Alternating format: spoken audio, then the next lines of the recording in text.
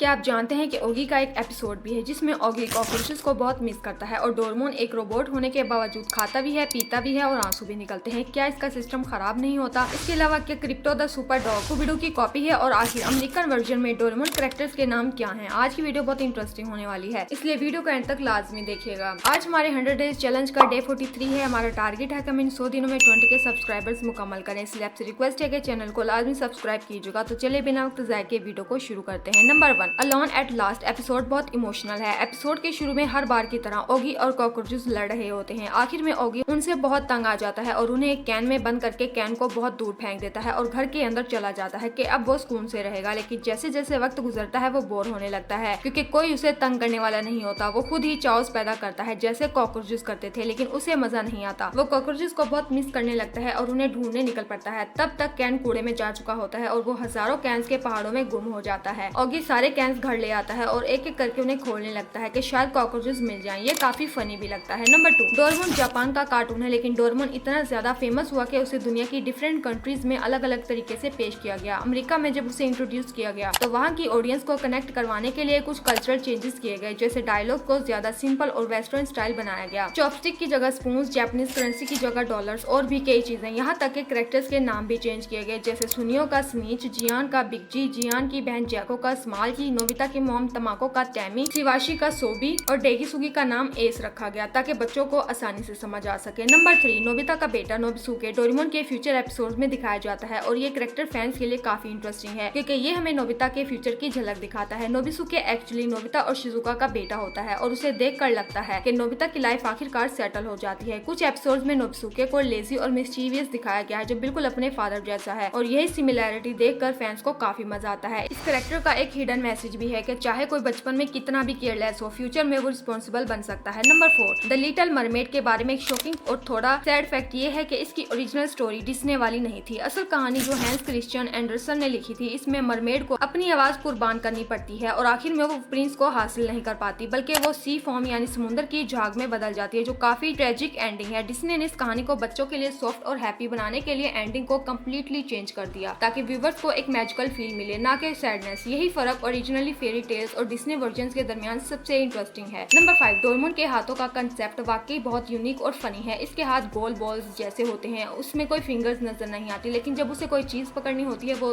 उसे आसानी से पकड़ लेता है। क्रिएटर्स के मुताबिक ये एक्चुअली सक्शन पैड्स की तरह काम करते हैं, यानी वो वैक्यूम ग्रिप से चीजों को होल्ड करता है। इस डिजाइन का मकसद ये था कि डोरेमोन को ज्यादा क्यूट, सिंपल और बच्चों के लिए अट्रैक्टिव बनाया जाए। अगर इसके हाथ आम इंसानों जैसे होते तो वो शायद इतना आइकॉनिक ना बनता, कि उसकी सिंप्लिसिटी इसकी असल ब्यूटी है। नंबर 6, ओगी एंड कॉकरोचेस में ओगी का घर भी एक इंटरेस्टिंग डिटेल है जिस पर ज्यादा लोग ध्यान नहीं देते। इसका घर एनेविला के ईस्ट ब्लॉक के दरमियान में दिखाया जाता है और उसके बिल्कुल सामने बॉब जबकि साथ जैक का घर होता है। ये पोजीशनिंग इसलिए इम्पोर्टेंट है क्योंकि तीनों कैरेक्टर्स की फनी इंटरेक्शन इसी वजह से पॉसिबल होती हैं। ओगी का घर सुबर्बन स्टाइल हाउस से इंस्पायर्ड है, यानी एक ऐसा घर जो बाहर से बहुत पीसफुल और नीट लगता है लेकिन अंदर हमेशा चाउस होता रहता है क्योंकि कॉकरोचेस कभी उसे सुकून से नहीं रहने देते। नंबर 7, सिंड्रेला के बारे में एक शॉकिंग फैक्ट ये है कि original fairy tale Disney version से काफी ज्यादा डार्क थी। ब्रदर्स ग्रिम के वर्जन में स्टेप सिस्टर ने जूता फिट करने के लिए अपने पाँव का हिस्सा काट दिया था ताकि वो प्रिंस से शादी कर सके। ये डिटेल इतनी डिस्टर्बिंग थी कि डिस्ने ने उसे कम्प्लीटली रिमूव कर दिया और स्टोरी को सॉफ्ट और मैजिकल बना दिया। इससे हमें ये पता चलता है कि पुरानी फेरी टेल्स अक्सर बच्चों के लिए नहीं बल्कि बड़ों के लिए लिखी जाती थी। नंबर 8, डोरेमोन एक रोबोट होने के बावजूद इंसानों की तरह बिहेव करता है, जो कि काफी हैरानकुन है। वो खाता भी है, पीता भी है और जब इमोशनल होता है तो उसकी आंखों से आंसू भी निकलते हैं। इसकी वजह यह है कि वो फ्यूचर का हाईली एडवांस रोबोट है जिसमें ह्यूमन इमोशंस प्रोग्राम किए गए हैं। इसका सिस्टम इसी तरह डिजाइन किया गया है कि वो टेस्ट, पेन और फीलिंग्स को सिमुलेट कर सके ताकि वो इंसानों के साथ बहुत बेहतर तरीके से इंटरेक्ट कर सके। यही वजह है कि डोरेमोन सिर्फ एक मशीन नहीं बल्कि एक केयरिंग फ्रेंड लगता है। Number 9, crypto the super dog और वेयर आर यू स्कूबी-डू दोनों फेमस डॉग कार्टून हैं, लेकिन इनका कंसेप्ट बिल्कुल डिफरेंट है। स्कूबी-डू 1969 में आया और मिस्ट्री सॉल्विंग का ट्रेंड शुरू किया, जहाँ एक डॉग अपने फ्रेंड्स के साथ केसेस सॉल्व करता है, जबकि क्रिप्टो 2005 में आया और वो सुपरमैन का पेट है जिसके पास सुपर पावर्स होती हैं। दोनों के दरमियान सिमिलैरिटी सिर्फ ये है कि दोनों डॉग्स हैं। स्कूबी-डू का कलर ब्राउन है जबकि क्रिप्टो द सुपर डॉग का कलर व्हाइट है, लेकिन इनकी स्टोरीज, एबिलिटीज और थीम्स बिल्कुल अलग हैं, इसलिए उन्हें कॉपी कहना दुरुस्त नहीं होगा। नंबर 10, बग्स बनी के बारे में एक शॉकिंग फैक्ट ये है कि इसका व्हाट्सएप डॉग फेमस डायलॉग असल में एक कैजुअल अमेरिकन स्लैंग था जिसे क्रिएटर्स ने फन के लिए इस्तेमाल किया था, लेकिन ये लाइन इतनी पॉपुलर हो गई कि बग्स बनी की आइडेंटिटी ही बन गई। मजीद इंटरेस्टिंग बात यह है कि शुरू में बग्स बनी को मेन कैरेक्टर्स नहीं बनाया गया था बल्कि वो एक साइड साइड कैरेक्टर था, लेकिन ऑडियंस ने उसे इतना पसंद किया कि वो लूनी ट्यून्स का सबसे बड़ा स्टार बन गया। तो नाज़रीन, आज की वीडियो में बस इतना ही। मज़ीद इस तरह की अमेजिंग वीडियोस के लिए हमारे चैनल को सब्सक्राइब करें और साथ ही बेल आइकन को भी क्लिक करें ताकि हमारी आने वाली वीडियो का नोटिफिकेशन सबसे पहले आपके पास आए।